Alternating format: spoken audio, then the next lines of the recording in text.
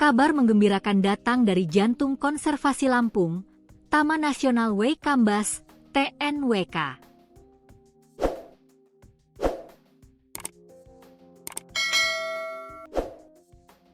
Seekor induk harimau Sumatera terekam kamera jebakan, trap kamera, tengah asyik mengasuh 3 ekor anaknya di TNWK.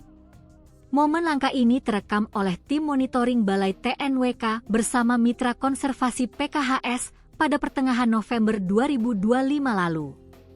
Kepala Balai TNWK MHD Zaidi menyebut, kelahiran 3 anak harimau ini menjadi harapan baru bagi upaya pelestarian spesies harimau Sumatera, Panthera tigris sumatrae, yang populasinya terus mengalami penurunan di alam liar.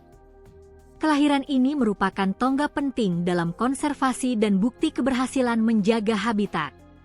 Kami berharap kabar baik ini meningkatkan kesadaran publik akan pentingnya melindungi satwa liar yang terancam punah, ujar Zaidi, Minggu, 30 November 2025. Penemuan ini diklaim menjadi bukti ekosistem Waikambas masih menjadi rumah yang aman dan nyaman bagi satwa kunci yang kini terancam punah tersebut.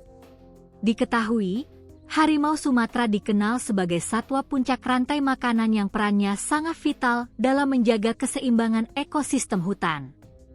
Kehadirannya menjadi indikator alam yang sehat. Sebagai predator, harimau mengontrol populasi herbivora, sehingga vegetasi hutan tetap terjaga. Namun, Zaidi mengingatkan bahwa di balik berita baik ini, tantangan konservasi masih besar. Ancaman perburuan liar dan alih fungsi lahan masih terus membayangi habitat harimau di seluruh Sumatera. Mari kita jaga hutan Waikambas. Menjaga rumah harimau berarti menjaga masa depan mereka agar tetap ada di bumi ini, tutupnya. Ia mengajak seluruh elemen masyarakat untuk berpartisipasi aktif dalam upaya pelestarian.